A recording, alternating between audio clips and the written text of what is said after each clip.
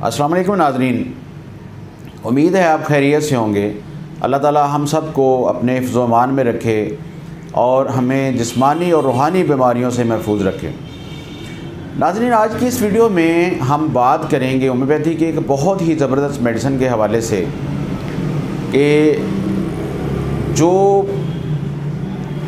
ज़्यादा उसके सिम्टम आम तौर पे तो उसके नहीं होते हैं, लेकिन जब हम उसकी प्रूविंग करते हैं तो उसकी हमें बहुत ही ज़बरदस्त जो है ना सिम्टम मिले हैं। उस दवाई का नाम है अगारिकस मस्कारियस।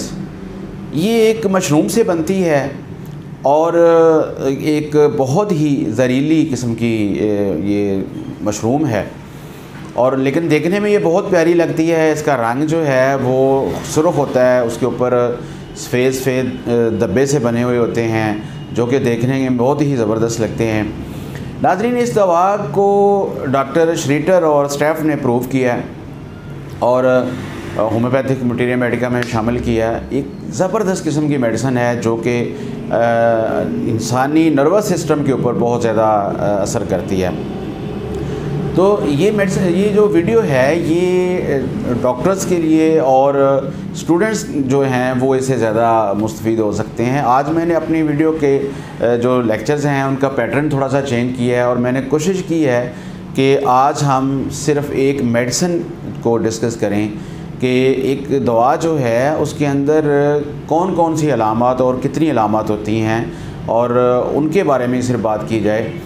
तो आज इस दवा की सिर्फ मैं ज़हनी अलामात का ज़िक्र यहाँ करूँगा कि ये किस तरह से प्रूविंग के बाद इसकी जो हमें सिम्टम मिले हैं वो किस तरह से इंसानी दिमाग पे असरअंदाज होते हैं, उसमें कौन कौन से सिम्टम पैदा करते हैं। आज हम इसका ज़िक्र इस दवा में करेंगे। तो नाज़रीन, अगारिकस मस्कारियस को समझने के लिए आप इंग्लिश का एक वर्ड है अल्टरनेट, अगर आप इस लफ्ज़ को याद कर लें और उसको अपने माइंड में रख लें तो आप अगारिकस की बहुत सारी जो इसके सिम्टम हैं आप उनको समझ सकते हैं, क्योंकि इसके अंदर अल्टरनेट का मतलब होता है तब्दील होके, अदल बदल हो करके आना, ठीक है ना जी। तो इसकी बहुत सारी अलामात जो हैं वो अल्टरनेट होके आती हैं, चेंज होके आती हैं, ठीक है ना जी। यानी मरीज़ बाज़ का ऐसा होता है कि वो बड़ा परेशान होता है, बड़ा दुखी होता है और उसमें इज़्तिराबी कैफ़ियत का शिकार होता है, लेकिन अगले ही लम्हे वो बहुत खुश हो जाता है। कभी जो इसका मरीज़ जो होता है वो बड़ा नाउमीद होता है, बड़ा सुस्त होता है, बेजार होता है, और कभी वो एक उसके अंदर शरारतीपन जो है वो जाग उठता है, वो शरारतें करने लगता है। तो ये इसके अंदर मुतज़ाद कैफ़ियत होती हैं, ठीक है ना। बाज़ का ऐसा होता है कि वो बहुत ही ज़्यादा परेशान होता है और दुखी होकर बैठा होता है, और कभी ऐसा होता है कि वो भाग जाना चाहता है और वो घर से भाग जाना चाहता है, वो यानी लोगों से दूर चला जाना चाहता है। और कभी ऐसा होता है कि घर से बाहर जाने से उसको नफ़रत होती है, लोगों से उसको नफ़रत हो जाती है, वो बुग़्ज़ रखता है लोगों के साथ, ठीक है। और बाज़ का परेशानी के आलम में होता है, दुखी होता है, और कई दफ़ा ऐसा होता है वो गाना गाने लग जाता है, ठीक है, और डांस करने लग जाता है, और उसकी ये खुशी जो है वो एक्सटेसी की हद तक पहुंच जाती है, एक्सहेरिलेशन की हद तक पहुंच जाती है, यानी वो बेखुद हो जाता है, ठीक है ना। उसकी बेखुदी की कैफियत तारी हो जाती है, वो कैफो सुरूर की हालत में चला जाता है और डांस करने लगता है, और उसका ये डांस जो होता है ये बेरबत होता है, ठीक है ना।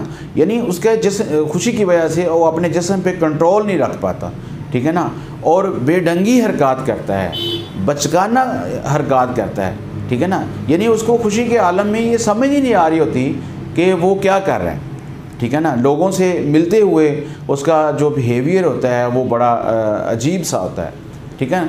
उसके बाद जब वो गुफ्तगू करता है, इसकी बहुत अहम अलामत के बारे में मैं आपको बताने लगा हूँ कि जब वो गुफ्तगू करता है तो वो उसकी गुफ्तगू बेरबत होती है, ठीक है। कभी वो संजीदा गुफ्तगू करता है, कभी उसके गुफ्तगू के अंदर मस्खरापन होता है, वो अल्फाज भूल जाता है। गुफ्तगू करते करते उसको ये पता नहीं चलता कि अब मैंने कौन सा लफ्ज़ इस्तेमाल करना है, वो सोच में पड़ जाता है, लफ्ज़ ढूंढने लग जाता है, और बाज़ अल्फाज को गलत जगह पे जो है वो रखता है और उसकी अल्फाज की जो सिलेक्शन होती है वो सही नहीं होती, तरतीब जो होती है वो सही नहीं होती।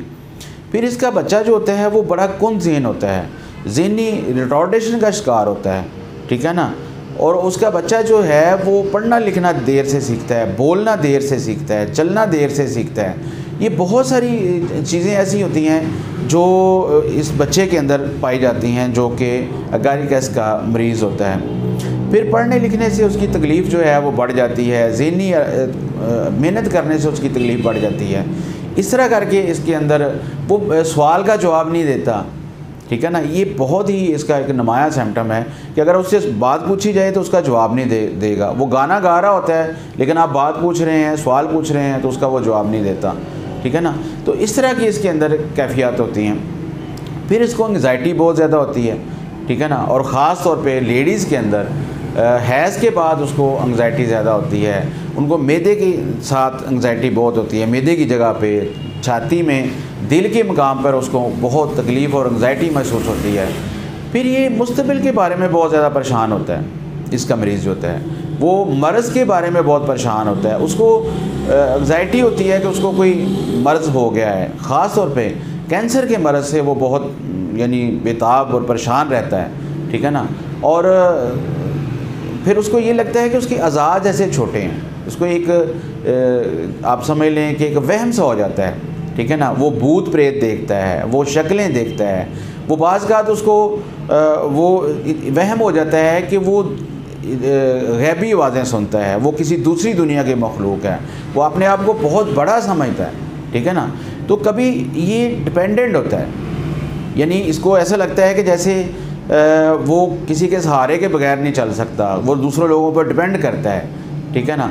और कभी उसके अंदर ईगोटिज़म जाग उठती है, वो अनानियत उसके अंदर जाग उठती है, वो बहुत ज़्यादा मुतकब्बर हो जाता है और किसी की इज़्ज़त नहीं करता, किसी को कुछ समझता नहीं है, वो सब लोगों को अपने आप से छोटा समझता है।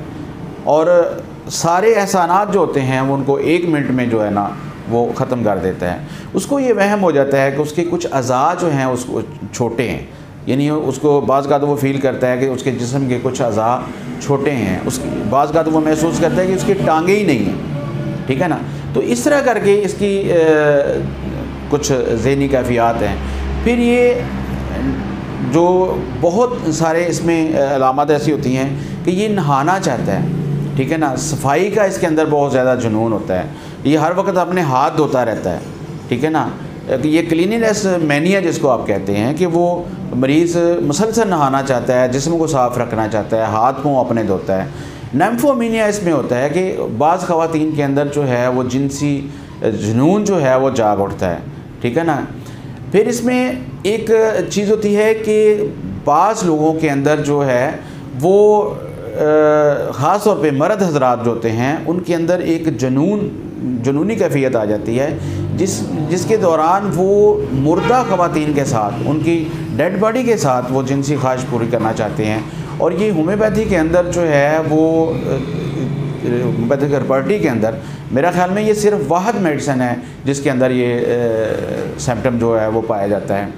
तो नाज़रीन ये थी इसकी कुछ ज़हनी अलामात इस दवा की, अगारिकस की।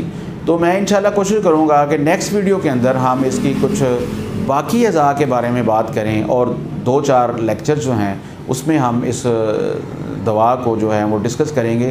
नाज़रीन हमारी कोशिश ये है कि जो डॉक्टर्स हैं या जो स्टूडेंट हैं होम्योपैथी के, वो और हम मिल के एक मेडिसिन को जो है वो अपने ज़हन में उसकी अलामत को रिफ़्रेश कर सकें और उनकी अलामत को याद कर सकें ताकि मरीज़ का केस लेते हुए हमें हमारे लिए आसानी पैदा हो। और दूसरा मरीज़ों के लिए भी ये है कि वो ये देखें कि एक मेडिसिन जो है वो किस तरह करके हमारी जिस्म को मुतासर करती है और किस तरह किन किन चीज़ों को वो ठीक कर सकती है। तो नाज़रीन नेक्स्ट वीडियो में मैं कोशिश करूँगा कि इसके किसी दूसरे आर्गन के बारे में बात की जाए इस दवा के ऊपर। उम्मीद है इससे आपने काफ़ी कुछ गेन किया होगा। नाज़रीन खुश रहिएगा, हमें दुआओं में याद रखिएगा। अस्सलाम वालेकुम।